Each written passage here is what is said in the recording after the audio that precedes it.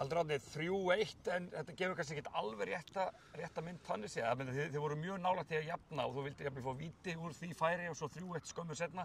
Oft bara stutt á milli í þessu eða ekki? Jú, þetta var bara ágætis leikur hjá okkur og þetta spilaði við sterkan andstæðing en við áttum okkar sensa til þess að gera eitthvað og því miður þá gekk það ekki í dag en ég er ánægður með liðið mitt. 1-1 í hálfleik og því svona móti, kannski ekkert mikill vindur en þó einhver, þannig að varst ekki bara nokkuð brattur eftir fyrri hálfleikin? Jú, það er ágætis tilfinning að fara inn í hálfleikin með 1-1 og líða í rauninni eins og við getum gert betur. Já. Og mér fannst við gera töluvert betur í síðari hálfleik. Við fáum okkur 2 mörk í þessum leik úr föstum leikadrifum sem er dýrt og óþarfi. En við héldum svona mest í skefjum í 8. leik.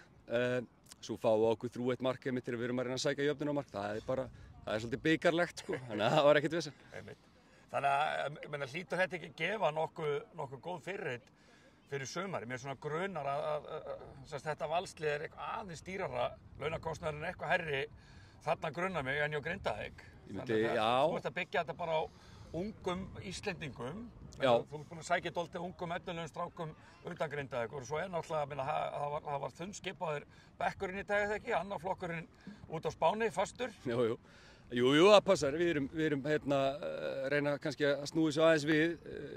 Það er ekki gengið vel undanfarin ári í Grindavík og það þurfti kannski að breyta aðeins við stefnu í leikmannamálum og öllu sem við kemur, hvernig við nálgumst þetta og ég tel að við séum að gera rétta hluti.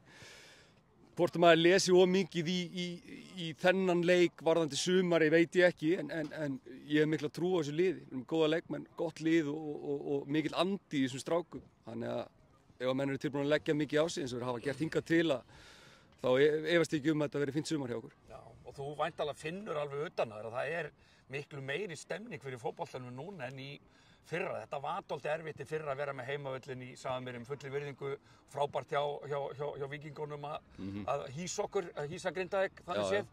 En þú ætlaði bara að spila í Grindavík í sumar, er ekki bara miklu meiri stemning á bak við þetta núna? Jú, ég held að náttúrulega fótboltinn og íþróttirnar í Grindavík eru fyrir fólki í Grindavík og að spila í Grindavík þó að kannski búi fárar í dag en fólki vil koma á völlin sinn og styðja liðið sitt og að séu Grindvíkingar í liðinu að spila á heimavelli gerir mikið fyrir okkur. Það var, einmitt eins og við segjum, kunnum Víkingur bestu þakkir fyrir Safamýrina en við náðum aldrei að gera það okkar vígi, okkar heimavelli og það verður auðveldar í Grindavík, ég get lofað því.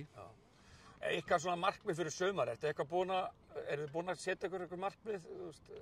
Við erum með framistuðu markmið í rauninni, við ætlum að efla liðið okkar, við ætlum að vera betri með hverjum leiknum og við erum bara með, eins og þú sagðir áðan, við erum bara með fullt lið af strákum sem eru á uppleið og við þurfum að halda þeirri línu að við séum að bæta okkur og gera betur. Það er mjög erfitt að lesa í deildina, það eru fullt af hörkuliðum í þessari deild og hún er sveiflukennd og jöfn en ef að hugafærið okkar er þannig að við ætlum að reyna að bæta okkur og verða betri þá reikna ég bara með því að við höfum gott tímabil. Já, og ef þið verið það góðir og verið að berjast að komast upp, þá fjanda hvernig það við, þá bara farið upp. Já, það ekki bara. Það er langa einfaldast. Já, en ekkert eitthvað yfirlist markmið með að ætla upp. Nei, ég held að það væri óábyrgt eins og staðan er núna að mæta með 13 leikmenn í þennan leik og svo framvegis. Það er ennþá verk að vinna, hellingsverk að vinna og við förum ekki fram úr okkur þó að við höfum einhver fín úrslit í æfingaleikjum og svo framvegis. Við þurfum bara að hafa fyrir öllum stigum og þannig verður það áfram. Frábært, takk fyrir. Takk sömuleiðis.